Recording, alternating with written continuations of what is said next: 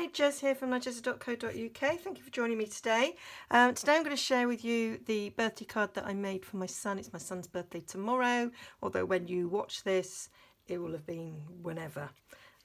So he is 27. I can't believe that I've got a child of 27. And it's a double Z card. And it's the first one I've made. And that's retired. So yeah, and actually the paper's retired as well, so I don't know why I'm whispering. That's Eastern Palace paper, but I just thought there was nice colours, and actually, yeah, it's dapper denim as well, so it's all retired. I'm not showing you how I made this card, so it doesn't matter, does it? So yeah, I just wanted to share this. I'm quite proud of it. I quite like it. So I'm making another one, but this time it's for a 80th birthday, so I'm using Petal Promenade. So the sheets in Petal Promenade that have these little doobry bits on, I thought, oh, I'm going to do something with those. So the first thing I did was to cut them all out, and you get 6 of these and 3 of those, obviously. As you can see, it's one of those missing and one of those missing. And I decided I would build a card around that. So that's what I'm doing today. I thought flowers like this, nice for an 80th birthday. So I've cut all the elements out, and I've done a bit of pre-stamping. And this is the top bit, and this is the back bit. So I've kind of took the bit of the DSP that sort of matches that. This one, they have a sort of a darker, sort of a shine round it. Darker, what do we call them? Filter, that's what I mean. On like the photograph of that one, and not on these.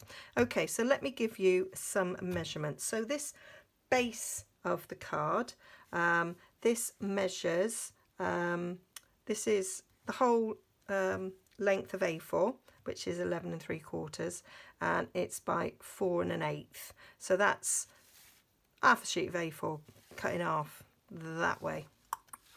Okay, and then this top bit measures 11 1/4 by 3 1/2.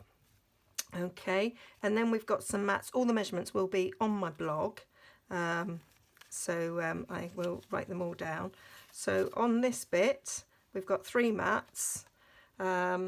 This mat is 5 5/8 by 3 7/8, and these two are 5 3/8 by 3 5/8. I've got them written down off camera, so that's how I'm able to confidently say them, assuming I've written them down right, which not necessarily true. This DSP is 5 3/8 by 3 5/8, and then these two bits are exactly the same, and they are 2 5/8 by 3 and knew I'd say it wrong. 2 3/8 by 3 5/8. I suggest you just pop over to my blog, which will be linked down below, to get them. Right, here we have. So this measures 3 1/2 by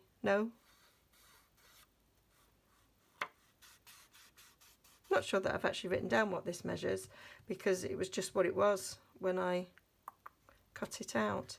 Anyway, this, oh yeah, this measures 4 3/4 by 3 1/4, and this measures, this is why I don't say measurements, 4 7/8 by 3 3/8. So this one's got a little tiny 1/8 of an inch mat, because this measures differently, and that was just the way I did it, because this is 3 by 3, so this is 3 1/4 by 3 1/4, and so I made it so that mat was nice, and this one just had a little subtle one. And then this bit in the middle is, I can't see it, can't see what that one is. I have written it down because I remember going, oh, there it is, 2 1/2 by 3 1/4. There we go. And then these are the they go on there. I've already pre-cut them with the layering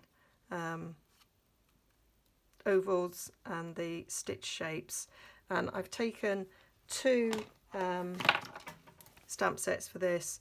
Happiest Birthday to You from Picture Perfect Birthday, and then that one's from Perennial Birthday, and it's Today Blooms Just For You, and I did a bit of masking and stamping for that.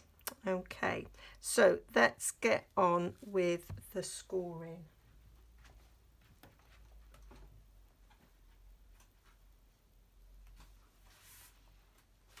I didn't have the scoreboard ready, like a Burke. Okay. Do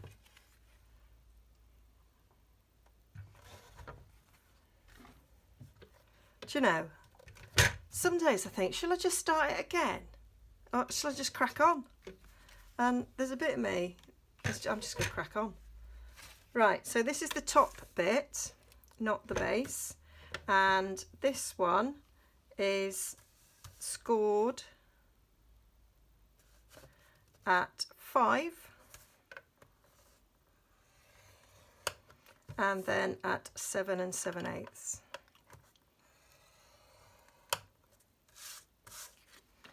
And this, I'm not scoring, I'm just folding in half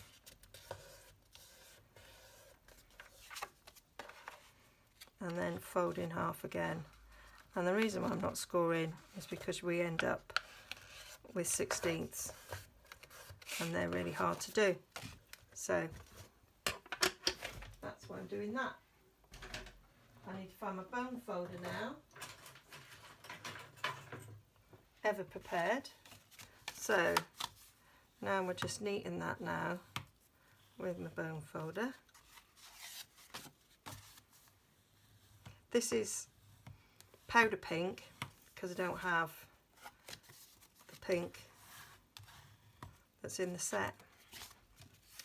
So that one's going to go that way. We do a bit of valley and mountains, and that goes that way.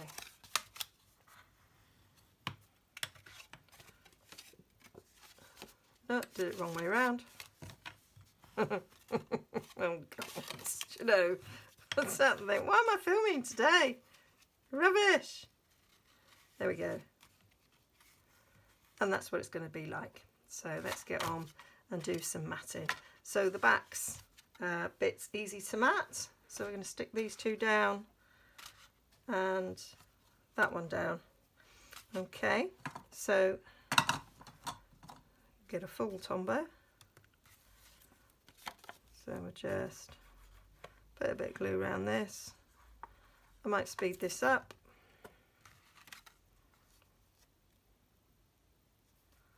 After I've done one to show you. So we've got our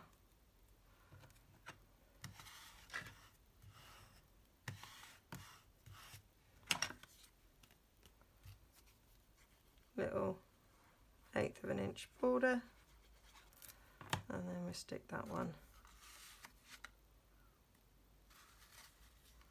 on there. I had cut this so it kind of flowed, and now I think I've lost it because I moved it. That one goes there. Oh no, I am right. I am right. I cut it out a single piece, so the pattern should flow down the page.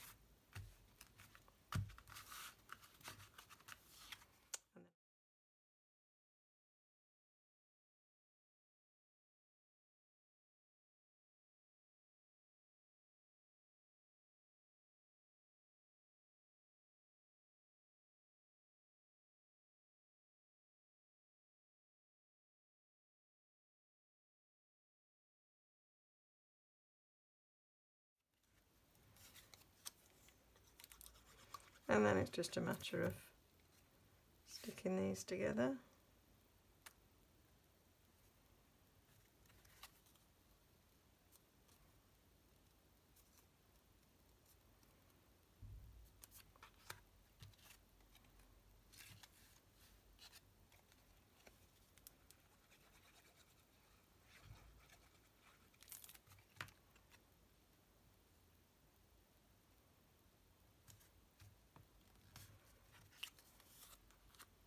Right, now this one I'm going to stick down because this is like the inside of the card and I don't want it popping up because it will not go flat in the envelope very well.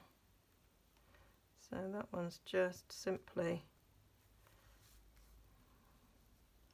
going to get stuck on there. Whereas this one can pop up on dimensionals, and I might even put a bit of ribbon behind.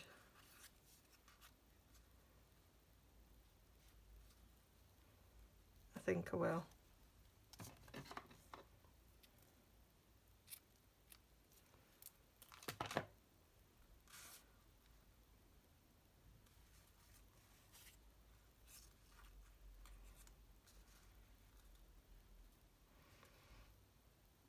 Except I want that to go to the way.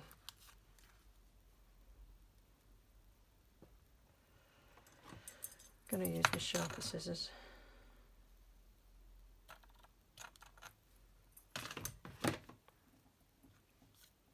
There's better. That's better for that, like it. There we go. Yep, we'll have that. So I'm going to put a little bit of fast fuse here to hold my ribbon down. And then I'm going to get some dimensionals on the back here.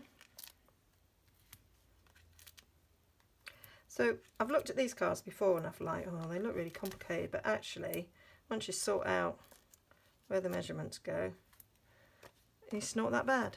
Now this one, it's not the same measurements that I used for the original card because I had to resize this to fit these already done mats. I think I'll do another one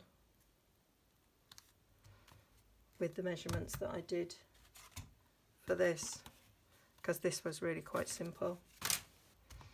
Right, so now we have to stick this on.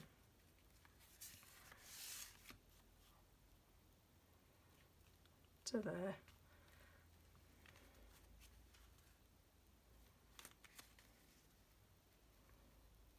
So what I need to do is make a mark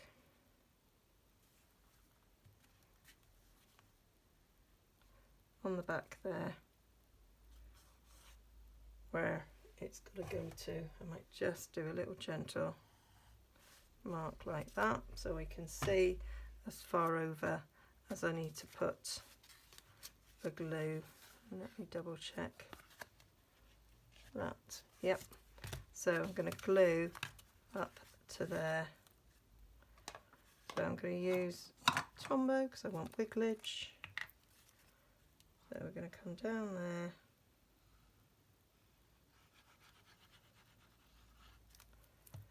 Like so.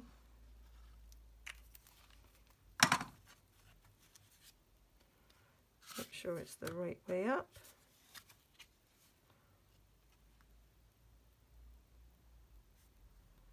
Centre it.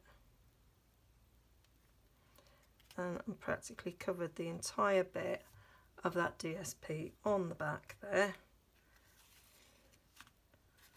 But I still wanted it to flow. And you can just see it. But if you have it the sizing I did for this one, you can see more of it, and you can do a thinner one. There's plenty of examples where people have done thinner ones. I just wanted this to have that on it, and then what I did was I did it so it would close. It's obviously slipped a bit, it's not quite straight. Can I wiggle it a bit now, or is it too late? It is too late, doesn't matter.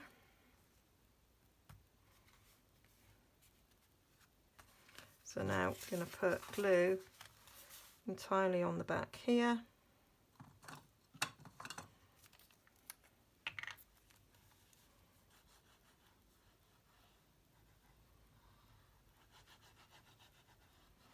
On the other one it was quite simple because it just went straight to the edge, but this one is a bit smaller because that had to be the same width as that. So now I'm going to close it, and that will determine where that gets stuck under there. Not quite straight because I did it slightly wrong, so I think I am going to move it at this point because it will still stand and it will still fold over. So there it is. That's my double Z or double Z if you're watching in America card.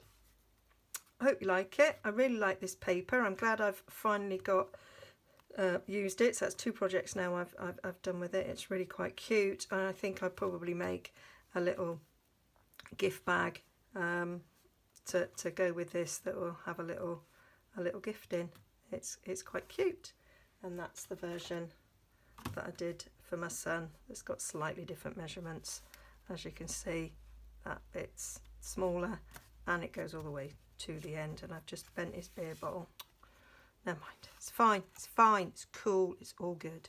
Okay, so hope you like that. All the measurements and details and close-ups will be on my blog, nigezza.co.uk. They do fold flat for an envelope, and they do fit in an envelope.